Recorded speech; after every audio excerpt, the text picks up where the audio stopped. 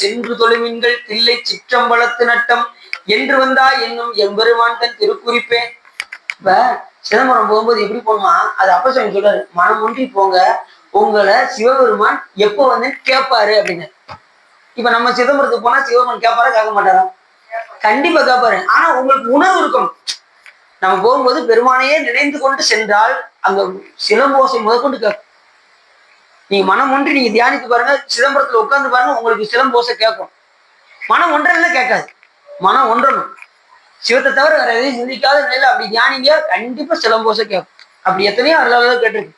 சிரமன்றம் கேட்டுச்சா? அவர் பூஜை செஞ்சுட்டு இருக்கும்போது தினசரி சிதம்பரத்துல இருந்து அந்த ஓசை கேட்டதா?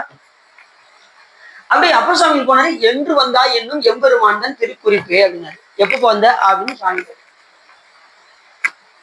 ஆமா, வான்னு கேட்டுட்டு சிவன் ஆமா எதுக்கு வந்திருக்க அப்படின்னு கேட்டாரு. என்ன சாமி இப்படி சொல்லிட்டீங்க அப்படின்னாரு அப்பர் சுவாமி.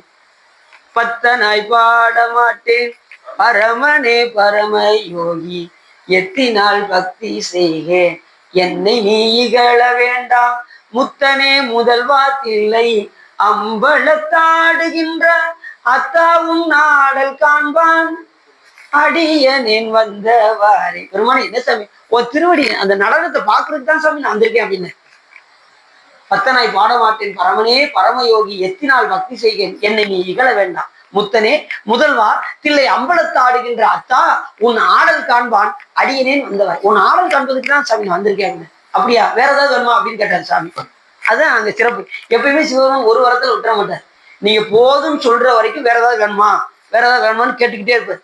அப்படிதான் காரைக்கிழமை இருக்கு என்ன கேட்டாரு, அம்மா என்னமா வேணும்னு கேட்டாரு சிவபெருமான். முதல்ல என்ன சொன்னாங்க, இரவாத இன்ப அன்பு அப்படின்னாங்க. அப்படியே வேற ஏதாவது வேணுமான்னு கேட்டாரு சிவபெருமான். பிறவாமை வேண்டும் அப்படின்னு 2வது வரம் கேட்டாங்க. வேற ஏதாவது வேணுமான்னு சிவபெருமான் விடவே இல்லை. அம்மாவும் கேட்டுக்கிட்டே இருந்தாங்க, சிவபெருமான் கொடுத்துக்கிட்டே இருந்தாரு. இரவாத இன்ப அன்பு, அடுத்து பிறவாமை வேண்டும், மீண்டும் பிறப்பு உண்டேல் உன்னை என்று மறவாமை வேண்டும், இன்னும் வேண்டும் நான் மகிழ்ந்து பாடி அறவா நீ ஆடும்போது உன் அடியின்கீழ் இருக்கேன். அதோட பாடிட்டான். கடைசி நிலை என்னது, அவர் திருவடி கீழே இருந்து நான் பாடிக்கிட்டே இருக்கணும், பெருமானே நீ நடனம் ஆடிக்கொண்டே இருக்க வேண்டும் கேட்டான். அப்படிதானே? இந்த நடனத்தை பாக்குறதுக்கு தான் எத்தனை பேருக்கு அவன் செய்யறாங்க.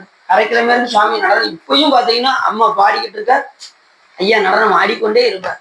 நீங்க திருவாலங்காடுக்கு போனீங்கன்னு தெரியும்.